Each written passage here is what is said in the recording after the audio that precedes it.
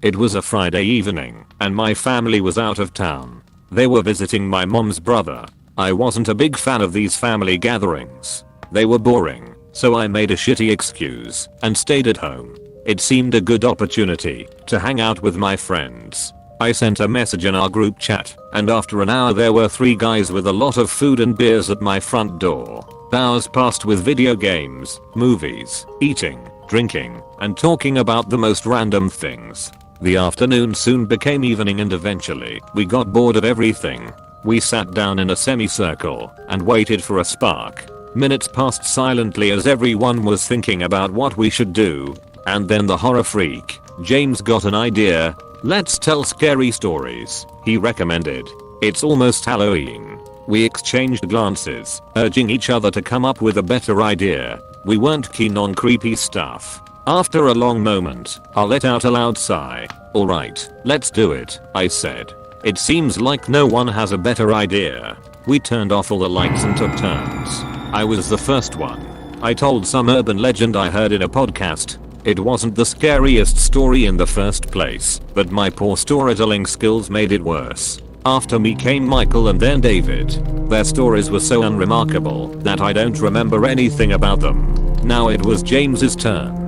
His story was the one that stuck with me as I found it terrifying. Maybe the scariest story I have ever heard. It was a Japanese legend about an 8 feet tall woman. It made such a great impression on me that I could still tell the story word to word. But this isn't about that story, so it would be pointless. Okay, this was enough. Let's do something else, said Michael. What are you talking about? Asked James with a disappointed look. We just started. Yeah, but you scared the shit out of us with your stupid story, spoke up David, agreeing with Michael. Oh my god, don't tell me you guys believe in this shit. James rolled his eyes. These are just stories made up for fun. Nobody answered and the topic was dropped. We put on a movie for background noise and the search for something fun began once again. We watched the movie for half an hour when James got his genius idea. Hey, I know you don't want any scary stories, but what about a game? He asked with a slight grin. We already played games for like 3 hours, smartus, David told him as he threw a pillow at him. I'm not talking about video games, idiot. He threw back the pillow. I mean something paranormal. Come on man, we already told you. No scary stuff, I replied with a little annoyance. Yeah, I don't want to die yet, David added. Don't worry, we won't die, get possessed nor summon a demon, he laughed. In fact, it's quite useful. It answers questions that can be answered with a yes or a no. We got a little interested but still uncertain. Any questions? Any questions? He smiled. How do we know that the answers are correct? I asked. Well, we can ask a question that can be proved right away. And if it's correct, we can keep playing. If not, then we stop with the horror stuff for today. I looked around. The others had an expression that was a mix of excitement and doubt. I felt the same way, but after a moment I nodded. Seeing this, Michael and David nodded too, so I asked James to tell us about the game. It was called the Knock Knock game. It was pretty simple. You needed a dark, empty room. The player needed to stand before the door and focus on a question that can be answered by a yes or a no. Then they had to knock. 2 quick knocks, then a break, 4 quick knocks, a break again, and 2 quick knocks. After that, the spirit answers you from the other side. 1 knock is yes, 2 is no. Alright, it's pretty simple, I said. My room is empty, and it's already dark. We will use that room. But first, we ask a question that we can verify. Although I'm pretty sure this is bullshit. Yeah, probably. Even James was agreeing with me. But if it's not, it will be fun. So what do we ask? Asked David. I know, replied Michael after a minute. Will one of us get a call in the next 5 minutes? Not bad, we can check that easily, said James, and then asked the question that we all had in our minds. So, who will do it? You, of course, I said with a smile. A part of me thought that he would be scared. You were the one who wanted to play. Alright, he smiled back. Let's do it. We went upstairs and to my room. James walked up to the door and we stood a few steps behind. He let out a sigh and started. Knock knock. Knock knock knock knock.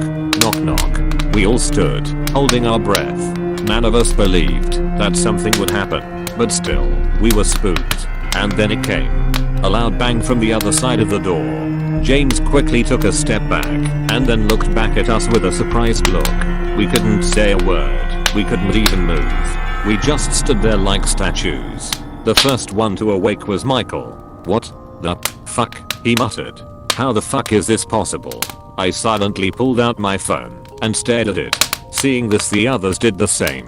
We just stood there, and after 3 minutes from the reply, my phone rang. We looked at each other with disbelief. After a few seconds, I snapped out of it and answered the phone. It was my mother asking if everything was alright.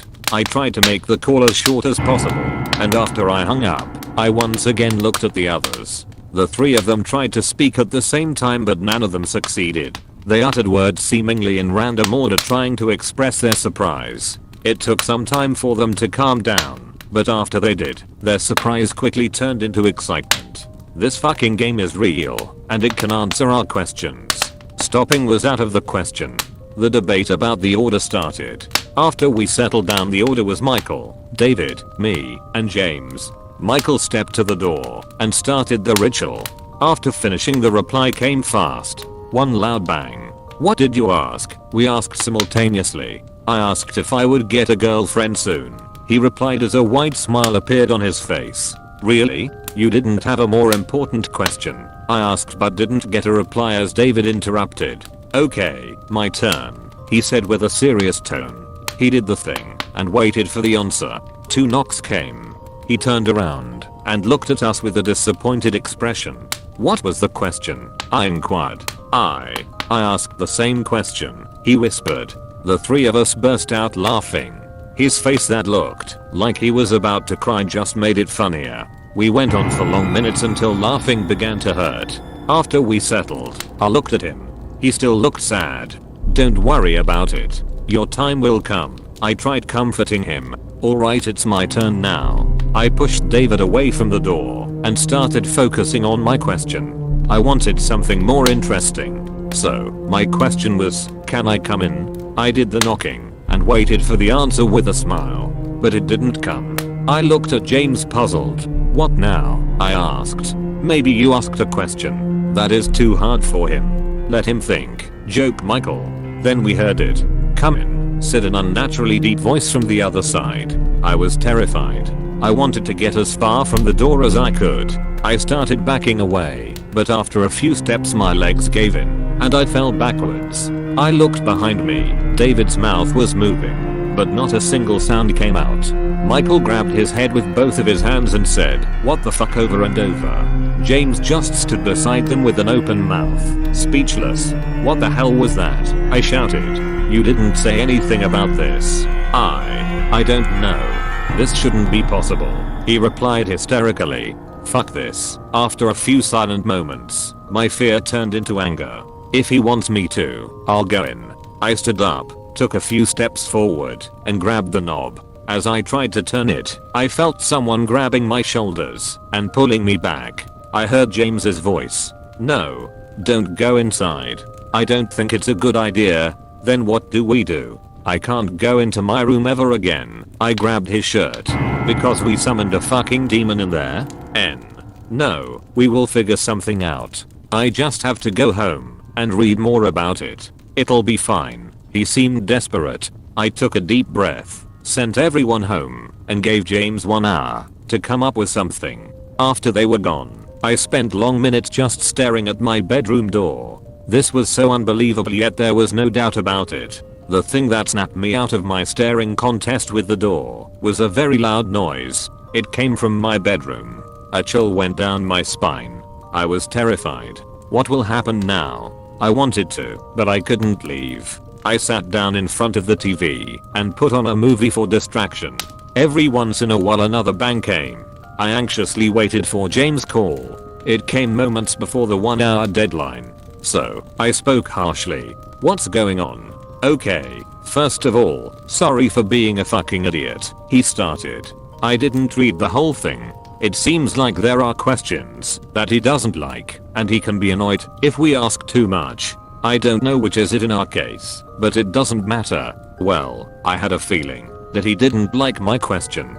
We didn't ask that many questions. When he gets angry, he takes over the room that was used in the game. He continued. After that, he tries to lure people into the room. He doesn't want only those who angered him. It doesn't matter as long as he gets someone. So, what do I do, Abo? My question was interrupted by a loud knock on the door. What the fuck was that? James asked. He started doing that after you guys left. You said he tries to lure us into the room, right? I think this is part of it. Now tell me how I stop him. It's rather easy, he said. He can't be there for more than a day. His power fades, or some bullshit like that. What? I was quite surprised. I just have to wait, and problem solved. Yep, that's it. Make sure that nobody enters the room. And after 24 hours you are free to go inside.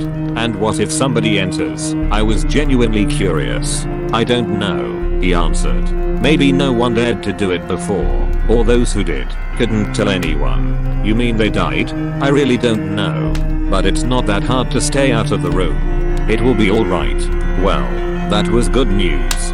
James apologized a few dozen times, and we hung up. I was relieved. After all the excitement and fear, I was exhausted. I decided to get some sleep on the couch. It was really hard considering all the noise. After some time, the loud bangs became a constant quieter knocking. Then it was reduced to some scratching noise, and finally the loud bangs again. Surprisingly, he gave up after a while, and I fell asleep.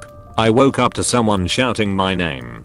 Brian. Hey Brian. I brought you a present. It was my little sister. They came home earlier. Let me see. I whispered, still half asleep. She didn't hear me. She didn't notice me on the couch either. She went straight to the place I was most likely to be. My room. Don't go inside. I screamed as I stood up and rushed upstairs. I was late. The door was slightly open, and I couldn't see my sister. Just for a moment, I hesitated, but I swung open the door. Suddenly my vision was clouded by darkness.